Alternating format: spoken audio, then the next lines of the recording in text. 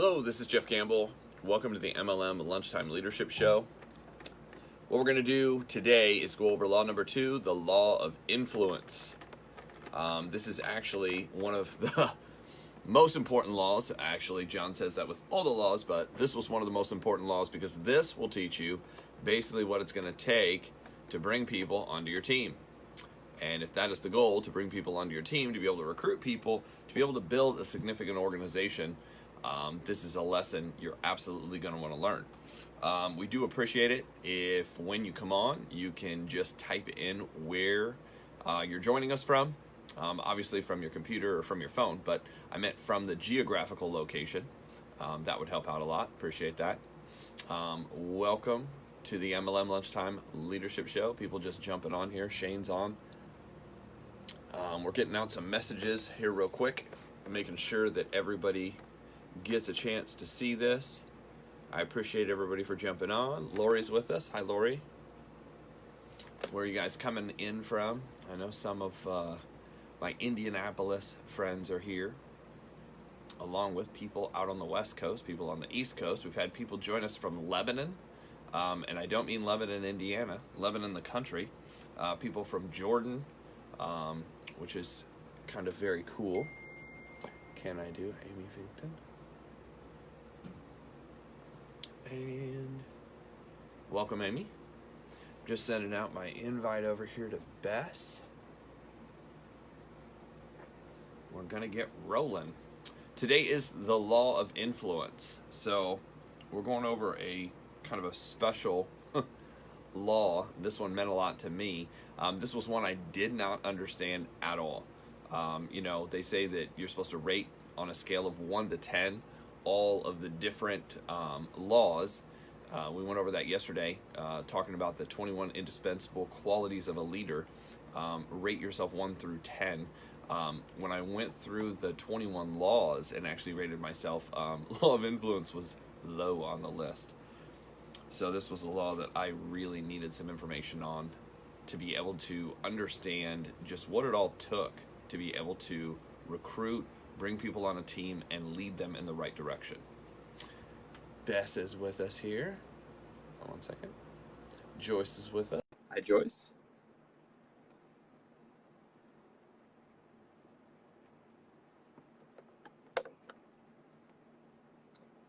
Adrian's with us. Hello.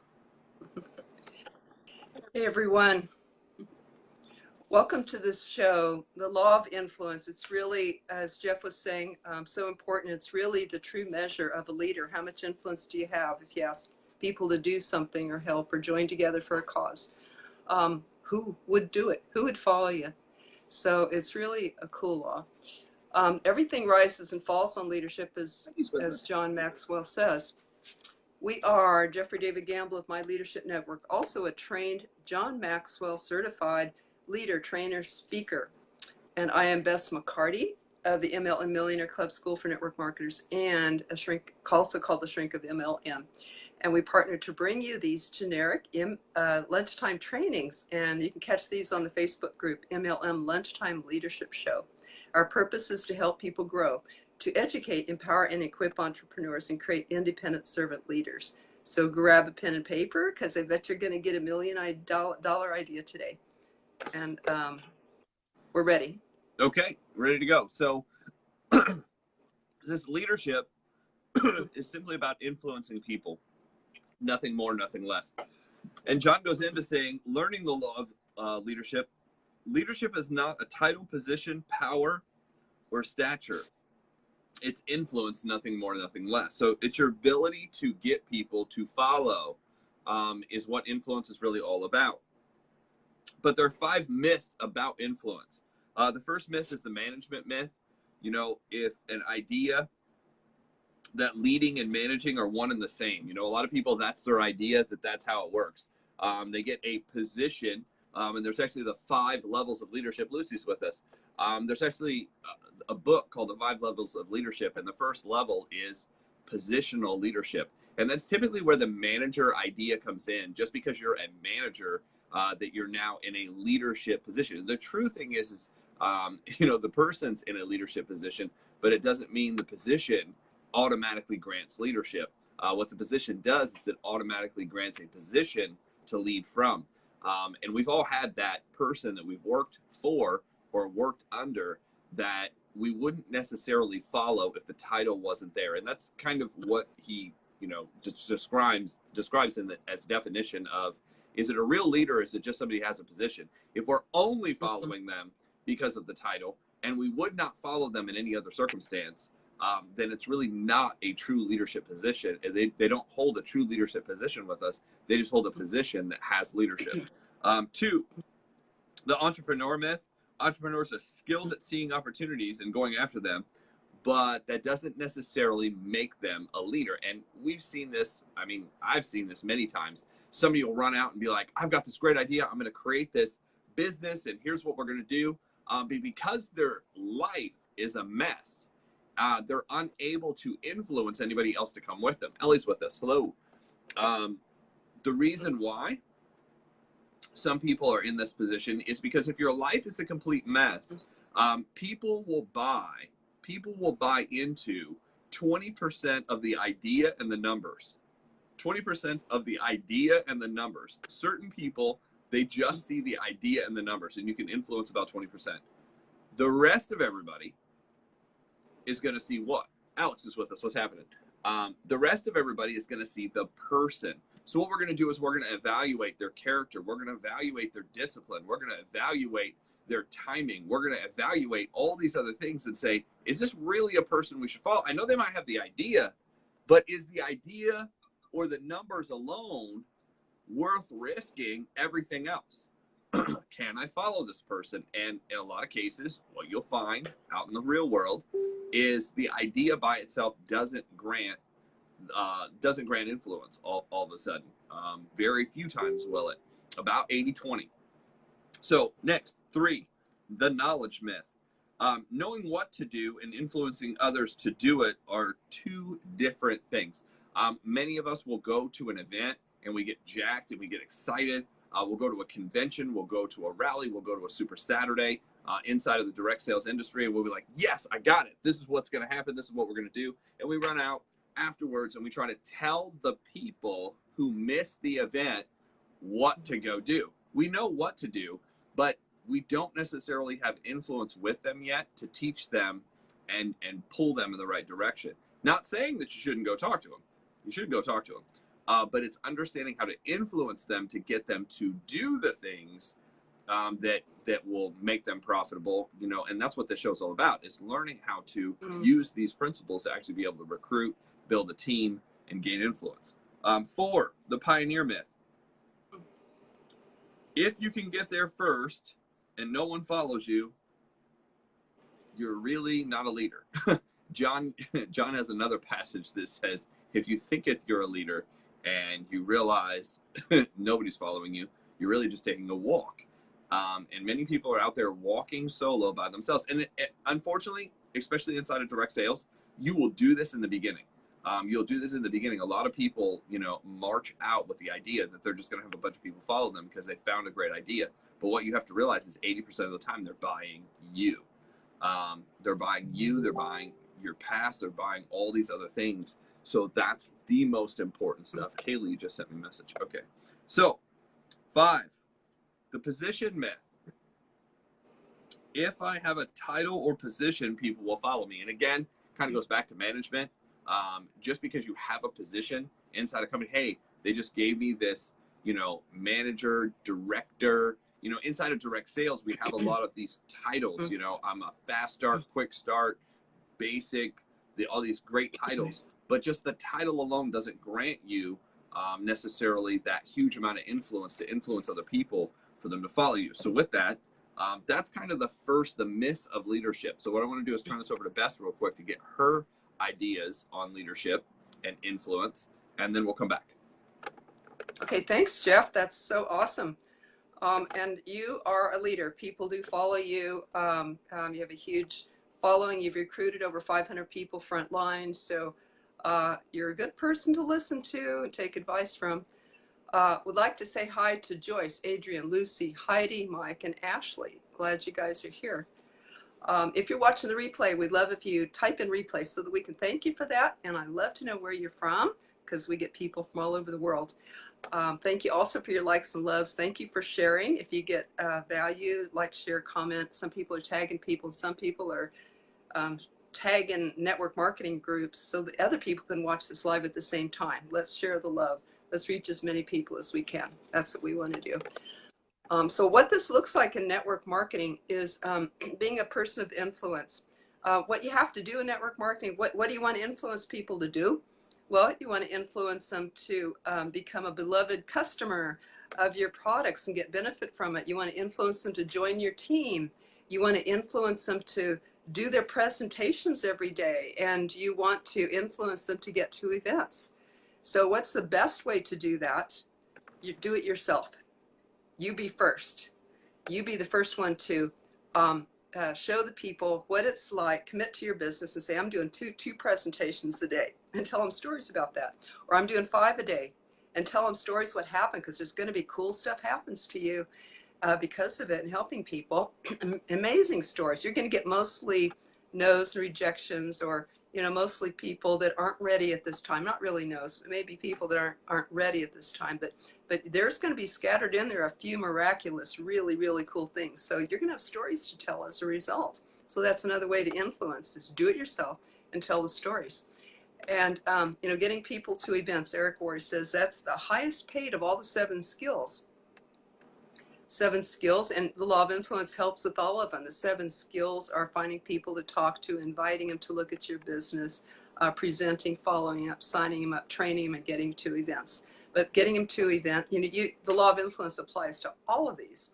Do they love you? Do they know you're knowledgeable and all that? But mostly to the getting people to events.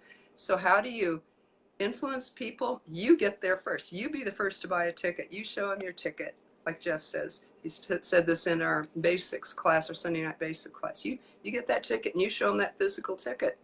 I'm going to get it. I did get it. But here it is. Here it is, proof.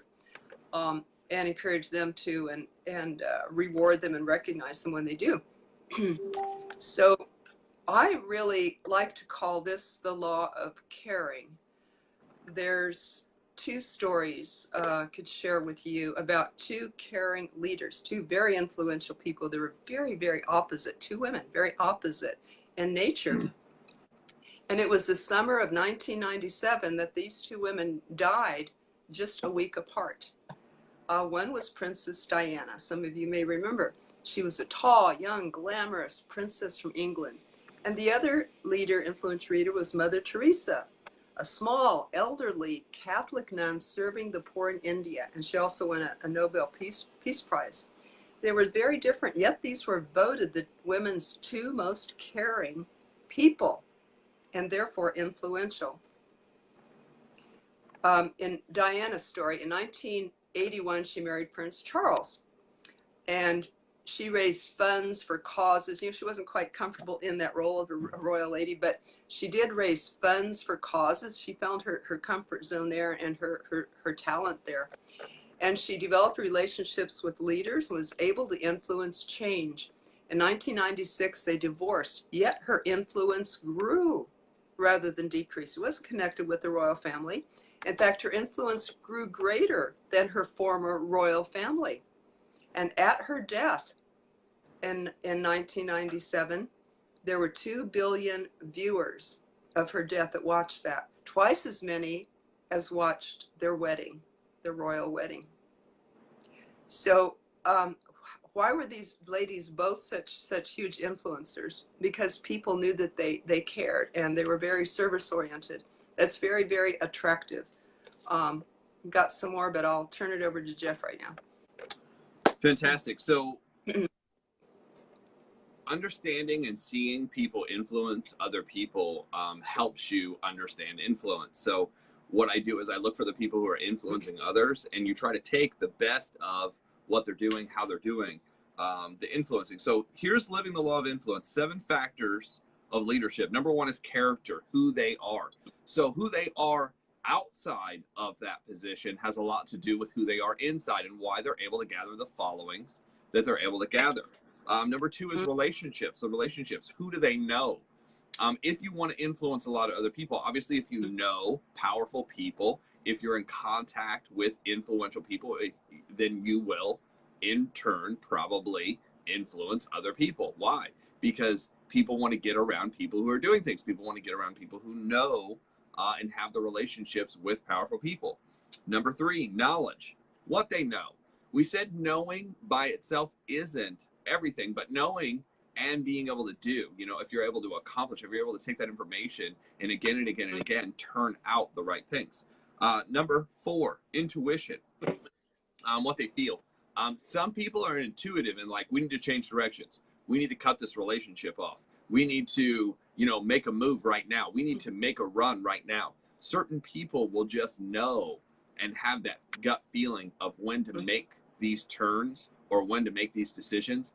And you can see the people who are like, man, why is it that you always decide to, jump in at the right time? Why is it you always decide to buy, the investment at the right time? I've seen people do this in housing. We had a friend that it just seemed like every time we turned around, he had bought a house and we were just like, man, I wouldn't buy in that neighborhood. And then that neighborhood blew up and he would sell it and he'd make 6 figures. And we'd be like, wow. Yeah, at first, the first time he was lucky. The second time he was lucky and we were upset. The third time I was like, maybe he knows what he's doing, I mean, my friend's still like, no, he's lucky. I'm like, not 3 times in a row. I mean, that's too much coincidence. I'm like, he obviously is getting some information and has, this right feeling. Number 5, experience. Where they've been, meaning what they've accomplished in the past, where they've been. If somebody's consistently, hitting the right place at the right time, being able to influence, being able to make things happen, being able to make money, and all of a sudden they transfer somewhere, you're gonna want to follow them. Why? Because if they've done it over and over and over again, it would be good to position yourself within that realm of those people.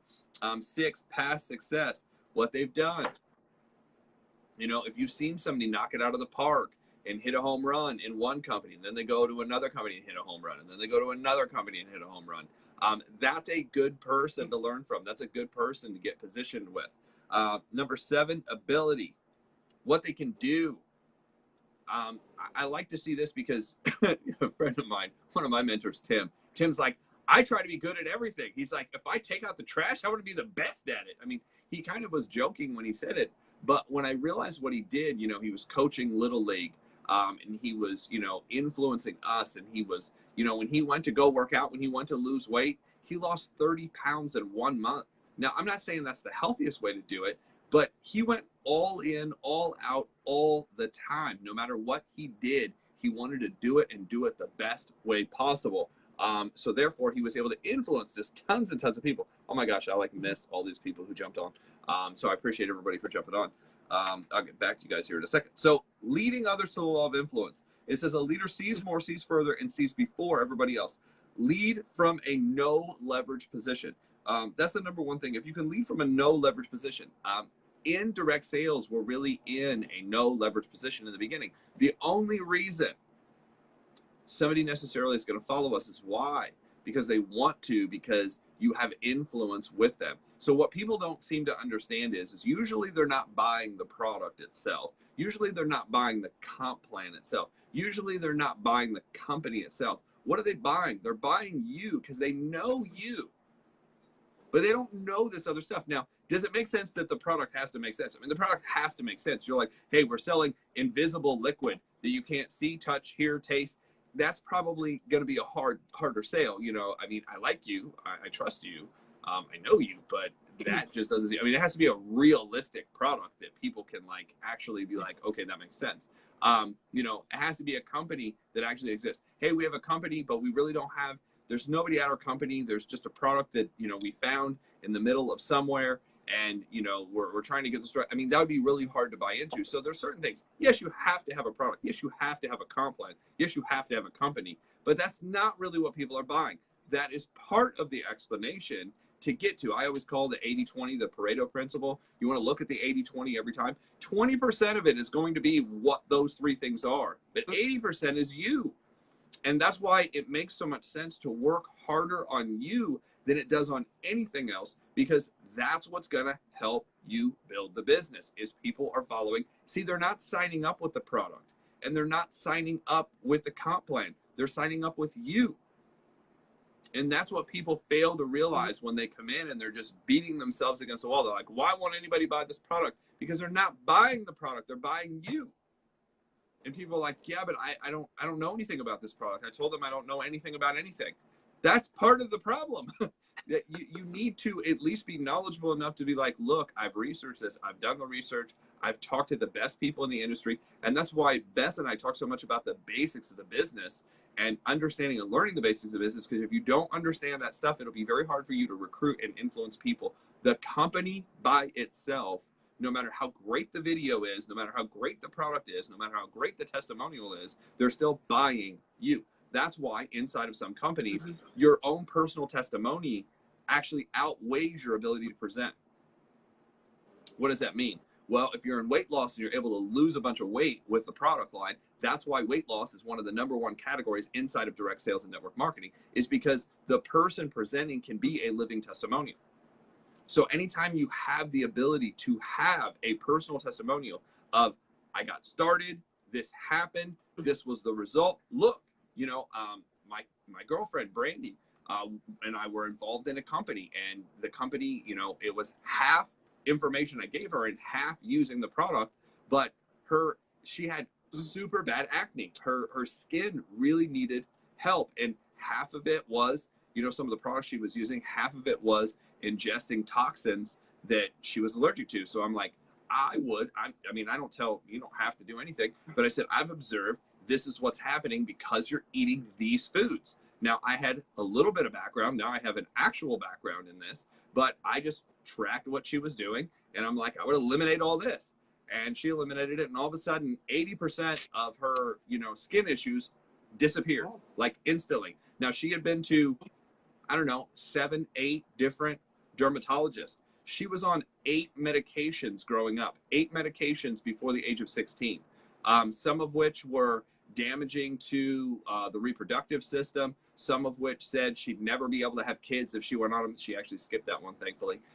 You know, so they didn't really care. They were just like, hey, we're trying to solve this issue. You know, here's the medication that'll solve that issue, regardless if it'll liquefy your insides and, you know, turn you into glue on the other end.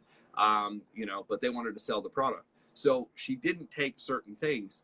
Eventually she gets to a point where she's like, I just don't know what to do. We eliminated that. 80% of it was gone. The rest of it was she was using a certain product line that was clean, that didn't have all the toxins and junk in it, and her face cleared up. I just got those pictures because I was like, hey, where are your pictures from before and after? And she's looked at them now. She's like, man, I didn't even realize how bad that was. But just from the picture alone, there's nothing about a company. There's nothing about a product. If you just look at the pictures, you're like, whatever she's using, I want to use. Like, how did this happen? And it happened within a 30 to 45 day time frame. That's how fast it worked. So it's having that testimonial that's so good. That's why you're able to influence people with certain products, certain companies, and why they do so well. Where was I? So volunteer organization. So if you want to lead from a no leverage position, you lead from a volunteer organization, you lead your peers. The hardest people to recruit are people at your level, making the same amount of money, doing the same thing. Why? Because they look at you and be like, why should I follow you? You make what I make. You do what I do.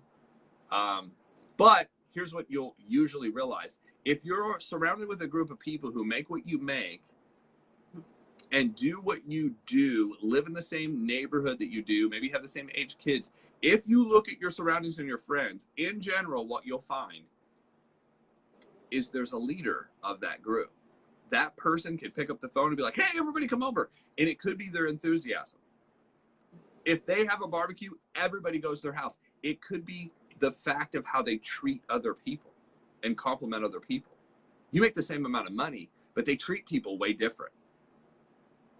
It could be, you know, their ability to connect you with other people. They're always helping people. It could be their positive attitude. You guys might make the same money, live in the same neighborhood, have the same stuff, but one person has an amazing attitude. And it's their amazing attitude and they're fun to be around. And that's what's actually pushing the influence and making them want to go. So here's what I would suggest. Start becoming an observer of people. why do people, I actually remember picking up the phone, and I was unable to influence people. And this is why I know that I was completely missing this law. I remember there was this one kid, and he seemed a little arrogant. He seemed like a jerk. And I remember calling him when I was in high school. Maybe I was junior. I think it was junior high. And I remember asking him, I was like, Andy, how are you able to influence me? Like, I didn't even use the word influence. I was like, why do people, I mean, it was really kind of like, I was kind of pointing it out. I was like, why do people like you? I mean, I don't necessarily like everything you do, but a lot of people like you. And I was just questioning, how do you get people to like you? He didn't even know. He didn't have any answers for me, but I was calling, asking for the answer at like maybe 12, 13 years old. I had already figured out that certain people had this influence. I didn't know that that's what it was called, but they had people. I was like, why do people like you? Looking back, you know what it was? He was cocky and arrogant. So people liked him because he was willing to step out and say things, step out and do things, just like in direct sales. And he seemed to not care what the consequences are. In reality, knowing him now, he did care what the consequences were, but he would do it anyway, kind of as a way to get attention. See, what he was doing is he was seeking attention, not influence. So you have to kind of understand the difference there. All attention is not good. Some attention is good. If you consistently get in trouble, people think it's funny initially, but it's not necessarily the best thing. I am influenced and intrigued by people who show confidence, who always say, yeah, I mean, that's one of the ways. I realized that I was a person who had low self-esteem. So what did I do? My shoulders were down. My head was down. I looked down. I was unable to always, connect eye contact with people. But when I fixed that, it was amazing. When I fixed that and I had the ability to actually connect, eye contact, have the conversations, I was massively able to influence people. So with that being said, like you said, let's say positive smile. So 3 questions followers ask leaders. Number 1, do you care for me? Do you care for me? So what they're really saying is, are you doing this just for you, or is there actually something in this for me? Too many people approach people with opportunities, and it's like, oh my gosh, if you sign up, I get a bonus. Oh my gosh, if you sign up, I get a car. Oh my gosh, if you sign up, I get free product. Oh my gosh, if you sign up, it's me. And then now that I'm done talking about me, what do you think about me? And will you get in with me? And it has nothing to do with them at all. People see that. People can understand that. People understand that you are just about you, and you're just trying to get something from them. Most of the time, people do not like that type of approach. 2, can you help me? This is where I think people blow it a lot inside of direct sales. Can you help me? People are like, well, I just don't know anything. I don't know where the next meeting is. I don't know why the product works. Well, how does the comp plan? How does this go? Oh, I have no idea. Oh, okay. Well, how does the money work? Have you gotten paid? I'm not really sure how any of this works. I can just introduce you. I can get you to a video. It's different if you're best friends with them and, you're just goofing around. You don't want, here's the thing. The opposite is not true either. You don't want to know nothing, but you don't want to know everything either. Hey guys, I know the basics. I can get you to here. I know that. I know for sure that if we do this, this, and this, you get paid and promoted. Now, how do you make the top executive aluminum rubber band galactic diamond bonus? I have no idea. Why do I have no idea? Because nobody in the company has even hit it yet. Even the person at the top of the company doesn't exactly know how it works because they are not even there yet. But can I get you here? Yes. You have to be a little bit knowledgeable, but not knowledgeable at everything. So there's a balance, just like everything. But certain people will be like, you know what? I can take you to the top. I can get you, knowing too much, I can get you all the way to here. Have you gotten paid or promoted? No. How long have you been in your company? 19 years. You've been in your company 19 years. How many people do you have on your team? Nobody. That's a person who needs some help too. So there has to be a balance in the middle. That person definitely needs to call Bess. Can I trust you is the last question. So first of all, do you care for me? Second, can you help me? And third, can I trust you? Can I trust you is big, because you might know exactly what to do, but in the past, you've ran off to something else. In the past, you have started and, maybe lost your mind, lost people's money. You lose your car keys. You lose stuff on a regular basis. My mentor, David Bird, would say, winning is a habit. Unfortunately, so is losing. And that was tough. He's like, commitment is a habit. Unfortunately, so is quitting. People who quit everything they do. You know, well, I was on a weight loss plan and then I quit. And I was on this diet and then I quit. And then I signed up for these classes and then I quit. And I was going to do martial arts and then I quit. And I was going to play baseball and then I quit. That stuff adds up in people's mind to where they're like, I either trust this person's going forward or I trust that they're not going to go forward. So that could be part of what needs to happen is your all out commitment. They have to see it. It can't just be talk. It can't be, oh, I'm super excited. My excitement level's here. Yeah, but your commitment level's still at the same spot because you haven't done it day after day after day. So give it time. All of a sudden, if you give it time, if you're normally quitting things in a week and a month later you're still saying the same thing, my belief level with you will build. If you quit everything in the first month and a year later you're doing the same thing, my belief level will build, and certain people are like, man, they're still doing it. Man, it's still working. Maybe now I need to take a look. This person really is committed this time. They're serious this time. So you might want to look back and track, how often have I flipped from thing to thing to thing? You're going to have to give that time, especially if there's multiple flips from thing to thing to thing. You might have to give it time to sink in, time for people to believe in the commitment. It may not be that you're saying anything wrong. It may not be that you're doing anything wrong, but you have to look at that time frame. That's sort of the coaching that I'll sit down and do with people when they just don't understand why it doesn't work. I was like, well, let me see. This year, you've been in this in January, you've been in this in February, you've been in this in March, you've been in this in October. You know, here we are in September. So you've been in 7 things this year. My guess is it's going to take you 6 months to regain influence with those people. You're going to have to commit 6 months of doing whatever you're doing, which means you need to go talk to somebody different and keep showing the results. And then I would post every month, 1 month knocked out, 2 months knocked out, 3 months. All of a sudden that countdown, people are like, dang, this person really is committed this time. That may be what it is. Now, there may be other things, but that by itself could help you. So with that, I'm going to turn this back over to Bess for some closing thoughts on the law of influence, and we'll wrap this lesson up. Wow, these are so important, aren't they? Because otherwise you sit there and you go, well, why aren't people following me? What's wrong? You know? So these little invisible or seemingly invisible, the other people can see them, but not us, you know, things we can check about ourselves. And if you want to gain influence with your spouse, like Jeff was just saying, show them the results. Because if your spouse says, oh, my spouse doesn't support me in network marketing, well, maybe they've seen you give up on things before or not produce results. But when you start showing your spouse your check, they sit up and listen. It's not the talk that's going to influence them. It's going to be the results. And this might be a good one to point out. We won't go into the 4 personalities here, but this might be a good one to just check those out. Study online. You can look up and study for free the DISC, D-I-S-C personalities, the 4 main ones. And how do you relate to people? When you get on their wavelength, that's a sign of caring. You know, do you care about me? Can you help me? Can I trust you? So that's one way to care about people, is care enough to know, to get in step with them, to get in sync with them, to harmonize with them, to speak their language. That's a form of caring. So we suggest that you rate yourself on the 7 factors. Scale of 1 to 10. Maybe you want to do that real quick with a paper and pen right now. Just rate yourself and see where you're high, where you're low, where you can improve. And 1 is character, who you are. 2, relationships, who you know. 3, knowledge, what you know. 4, intuition, what you feel and how you're able to tune into things. Experience, where you've been. And your past successes, your track record. And your ability, what you can do. So see where you're the weakest on that.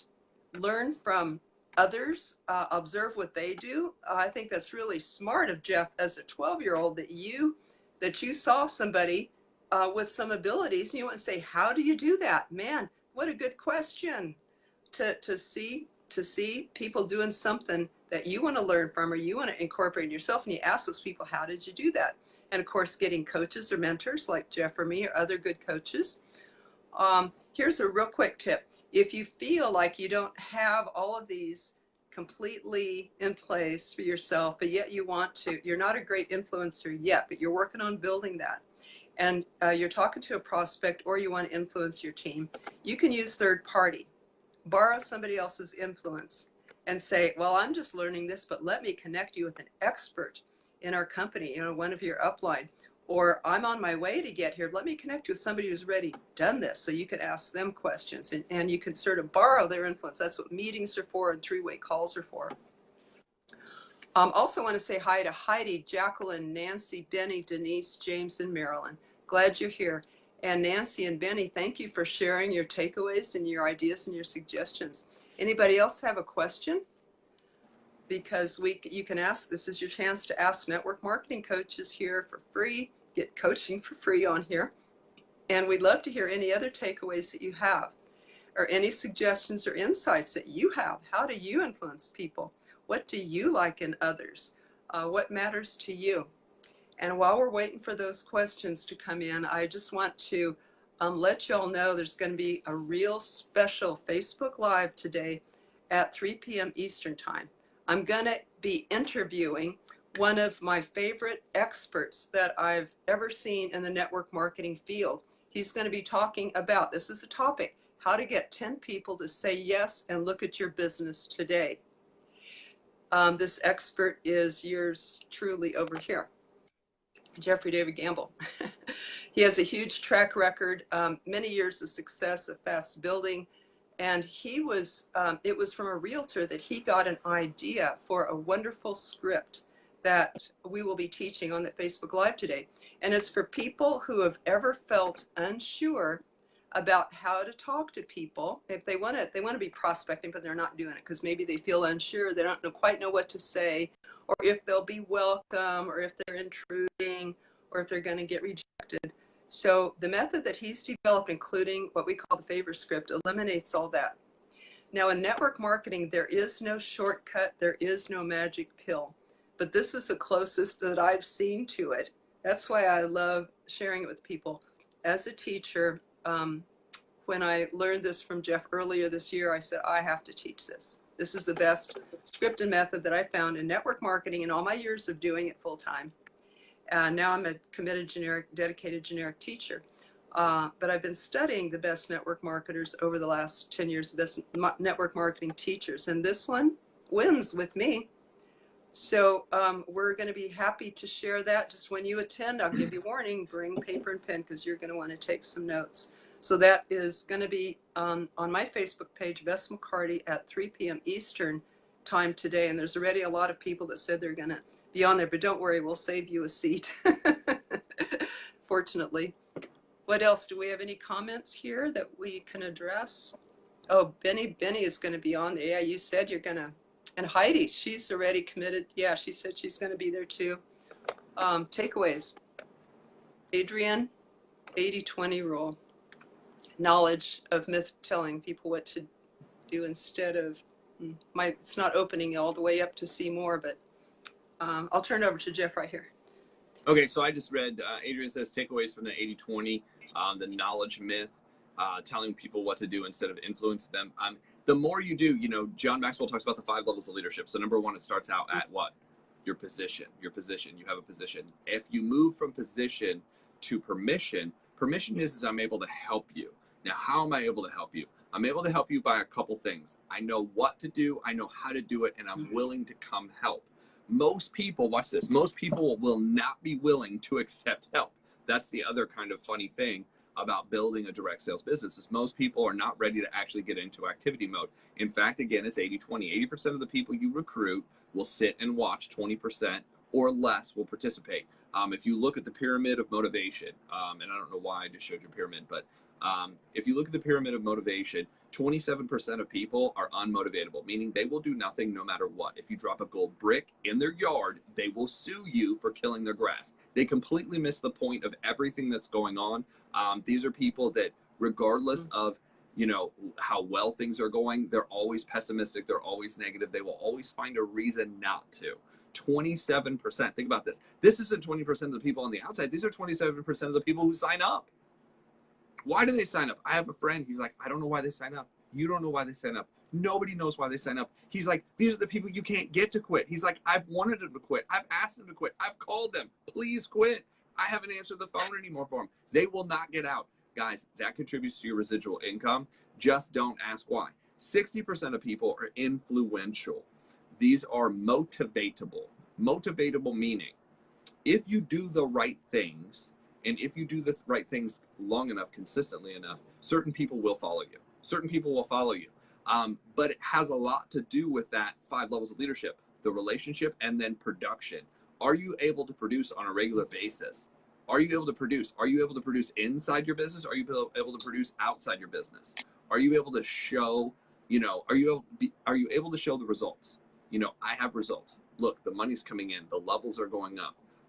The cash flow's here. The influence is here. When a call happens, people actually listen. Do you have the influence? Though certain 60% of people are motivatable, meaning they'll sway one way or another depending on the tide, depending on the day. The weather can, change what's going on. So it's your job to be able to, that's the group you can influence. 10% of people are motivated. They're just motivated. They just show up no matter what. Out of every 30, 40 people, you'll have that person that shows up on your team. They'll just show up to everything. They have a good attitude. I have no idea what they're doing, because some of them aren't necessarily active in building, but they'll show up to everything, and you don't even have to call them. They just come. They're just amazing people. They are motivatable. They're self-motivatable. It's internal.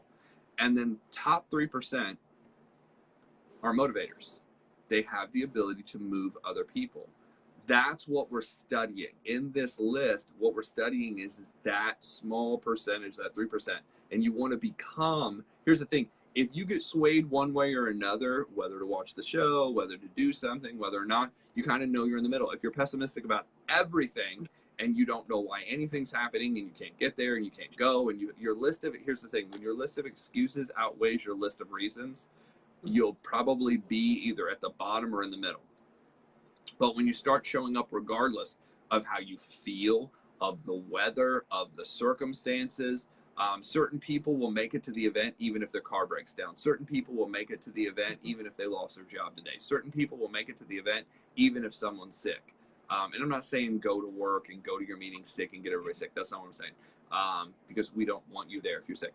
But I'm saying no matter what, even if they feel bad, the feeling is what I'm talking about, not the actual physical. So you want to get to that point, and then eventually you can move to the point where you're just doing it regardless. You're doing it regardless. People know you're going to be there. You're the rock. You're the foundation. And then people can count on you. People can trust you. People will follow you. So that's kind of that law, that pyramid of motivation. And that's kind of what we're talking about. And I think she has it right. That was a huge takeaway for me when I finally realized that. I was like, oh, wow, I could just go out and produce. See, I thought it was everything that I had to say to people. It was nothing I was saying to people. It was everything I was doing, because I had ADHD and I could focus on multiple things, or back then I just went and focused on multiple things, and I really wasn't accomplishing super stuff in anything. And finally I had to cut everything off. I said, I'm going to focus on one thing, just one. And I'm going to become the best at it. And then once I gain influence because I'm the best at this, now I can transfer. So if you're wondering how to do that, how are you able to operate multiple things? I get asked that sometimes. You guys have, your one company you do, and then you have your real estate company, and then you have your holistic health company, and then you do the coaching. How do you do so many things? I was like, I got good at one thing, really good. I became one of the best at it. And then once I became one of the best at that, then I could go do other things. And now what's funny is my part-time things usually make more than most people's full-time things. Why? Because I have influence. I'm able to do it over and over and over again. I learned the principles of what it takes. And once you know those principles, you can do it and apply it to anything and anywhere. So with that, we'll wrap this up. Bess, any closing thoughts? Yeah, tomorrow is the law of process, law number 3. And this means improving daily, not in a day. We can't do it all in a day, but we improve daily. So come and join us daily, have lunch with us daily. And then you've got your personal growth in right there. You'll do personal growth daily is one of the 10 core commitments. So we'd love to have you. You can join our Facebook group, the MLM Lunchtime Leadership Show. And absolutely love to see you today at 3 p.m. live, or see the replay. Thank you. So with that, thank you guys. And again, today, 3 p.m. Eastern Standard Time, 2 Central. Bess is doing a Facebook Live. If you can jump on that with us, we'd appreciate it. We'll see you guys soon tomorrow. Thank you.